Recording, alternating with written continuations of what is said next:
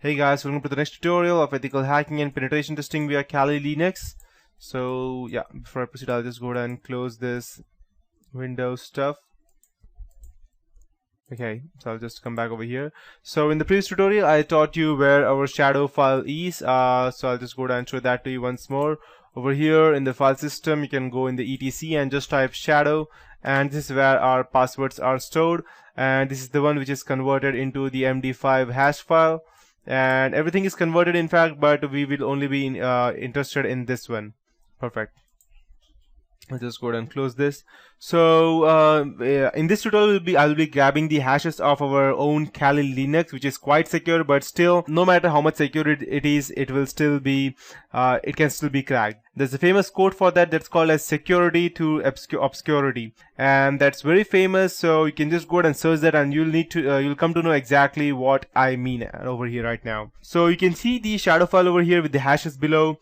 Next thing we need to know is what type of hash the system is using. In Linux, I can go ahead to the etc and login details. So I'll just open this. So just to be sure, over here before I proceed, I'm assuming that we already have access to the computer or whichever we are trying to hack, and we are just trying to gain the password for that so that we could go ahead and gain access to it anytime. So that's what I'm assuming. In the previous tutorial, you can check as to how we can actually go ahead and crack something. So in this tutorial, I'll only be teaching you how we could go ahead and crack something, and I will assume that we already have access to the system. So since we have access to the system, I can go into the etc and I can go ahead and check the login period DEFS file. And over here you can see which exactly is the method of this specific hash file. So if you go ahead and scroll over here down almost half of it, you will see exactly which. Let me just scroll it down. Okay, so as you can see, we have the method over here. Encryption method is SHA-512. So now we know which, now we have the hash file and we have the SHA-512 method. We know that which encryption method is it using. So this is very important, as we will need to tell the Hashcat this information when we are ready to crack the hashes. Else, we'll have to just go ahead and use each and every other method and it will not work. So I'll just go ahead and fire up my terminal. Perfect. Okay. So now we come to the part where we would be going ahead and cracking the hashes. So now we know the basics of Hashcat as to what exactly hash is and how exactly it works. That is the login details. We know in which it is actually converted, which is the encryption method used, and we already have the hashes. Let's put these hashes into separate file. I'll just go ahead and name this as hash list. So I'll just go ahead and type cp /etc/shadow, and I'll just go ahead and name it to as hash period lst. And to make sure that they are copied over this directory, I'll just type more hash lst. And okay, so as you can see, we have all of the details over here that we had. I'll just go ahead and close this. But now, as you can see, it's only displaying half of the part. If I go ahead and click enter over here, it will show me everything, 52, 54, 56. That means it's showing the rest of the things that is included in that. So I'll just go ahead and close. Perfect. So to prepare this file for cracking, we need to remove all of the information in this file except for the hashes. So the etc shadow file includes the username, salted hash, and everything. As you can see, it uses the bin, sys, and UUCP backup. So we need to remove all of these things because we don't need that. It also includes the username hash, and we don't even need that actually. So in order for us to do that, we need to remove all the information, leaving just the hash. We can see that the file starts with the username, that's root colon and this file.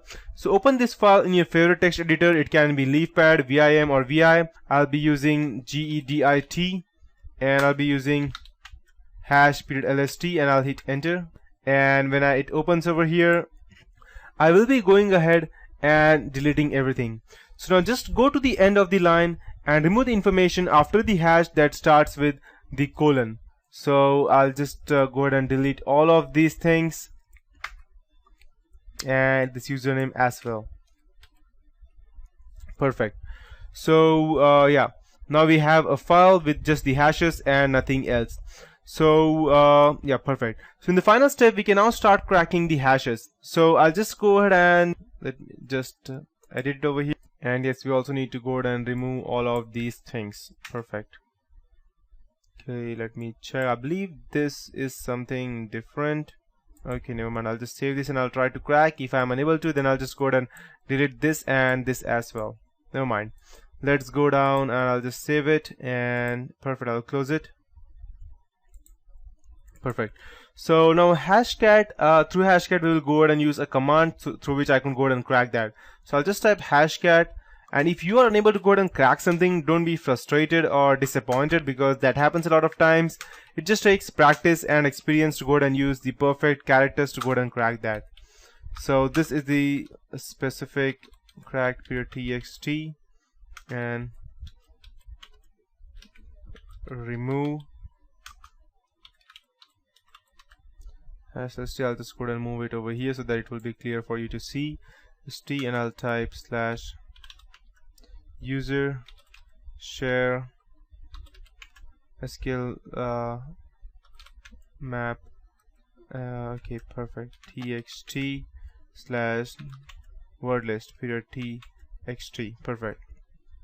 Over here, before I proceed, -m it -1 m800, it designates the type of hash that we are cracking, that is SHA-512. Over here, -a0 designates a dictionary attack. -o, it means the crack txt means it is the output file for the cracked passwords, where we would be going ahead and saving everything. Remove tells hashcat to remove the hash after it has been cracked from the hash period lst in our input file of hashes to user share SQL map txt word list, where it is the absolute path to our word list for our dictionary attack. So once the cracking process starts, we can hit enter to get an update on the process. When hashcat is completed, it will work, and it will show you the screen like where hashcat announces that it has recovered all the hashes from everything over here of the work. So now we only need to open the cracked txt file to view our cracked passwords. Hashcat may be the world's best password cracking tool right now, so take some time and get to know it. It has many more features than I have just used right now, which has more advanced version. I'll just go ahead and select enter, and yes, just go ahead and hit yes over here. Okay, let's just file a directory. Okay, I should have typed hash period lst. Okay, now press enter for the status screen, and it will start going ahead and try to decode that thing. Hashcat can crack many passwords many times faster than your CPU can. So if you have your GPU installed, that's graphic processing unit installed and up and running, then it will take much easier time for you to go ahead and install. So as you can see, the progress is 0.78%. You can just go ahead and type on hitting enter. So I have in fact a decent password over here. I won't even say decent, so it should be probably be cracked within few seconds or minutes, not seconds exactly. Let's see what it is exactly. 0.9%. It's 1.5% is over. 415 were planes and 415 were words, which have been checked till now. Let's wait till this gets completed.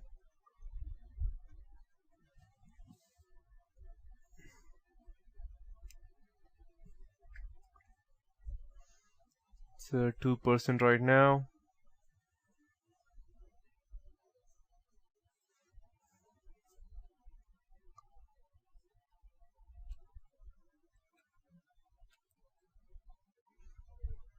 I assume this will take a bit of time. So it contains a total of I believe 12 lakh passwords, I believe, if I'm not wrong. It contains 12 lakh words inside that word list, and the progress is this much, so it's still continuing. So by the time it is over, let's go ahead and check our txt file and what all passwords are there inside that. So it's in user share SQL map txt and word list. So I'll just go ahead and open this. Let me see. So it's still continuing. These many words have been tried, and these are the total words. So my probably password would be here. Let me check. I won't say which password it is exactly. Let me check if my password is already there.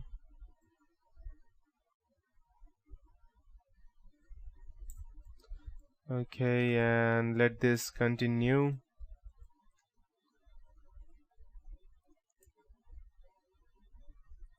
So, and just to clear you out, this is not the word list. This is that I've been trying to crack. This is the places where I will get the exact password.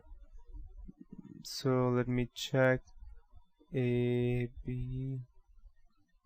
My password is abcd@123. So let me check if it is cracked. Okay, it will take much more time.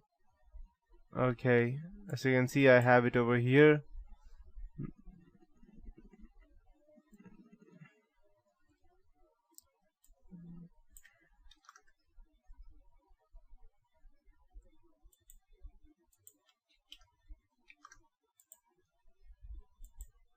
Perfect, it's 6%. BCD. So let's check. Estimated time is 50 minutes. That's way too long and I cannot actually wait to see that. So I'll just go ahead and check if I have my password. If it is there, that means I will be able to crack this password. Let's see. Search string not found. If it has ABCD. So we have BCDA, that means at the 1, 2, 3. So I should be able to crack this. So not a big deal for that. So if, and just make sure that it may not necessarily crack the whole password. Let's say for example my password is ABCD@123. It may only crack ABCD and it will show something like letter or some 3-4 words in between and then 1, 2, 3. The reason being that it was not able to detect what it was, or it was not able to let's say decode that was. It won't be very much hard to go ahead and ask for decode that if it's just like 3 to 4 letter word, because yeah, it won't be easy because we have already cracked most of the time. So you can just go ahead and try your luck replacing that text with something like 1 or 2 or ABC, any random stuff, and you will be able to crack that. So that is it for this tutorial. I won't be able to wait till the password has been cracked because it will take approximately an hour for us to crack. As you can see, the time is counting down and it was like extremely it was probably 1 hour when it started. Yep. So that's it for this tutorial. In the next tutorial I'll be continuing with the password cracking method, but I will be going out something with the theory and not exactly the practical stuff. So that's it for this tutorial. Have fun, guys.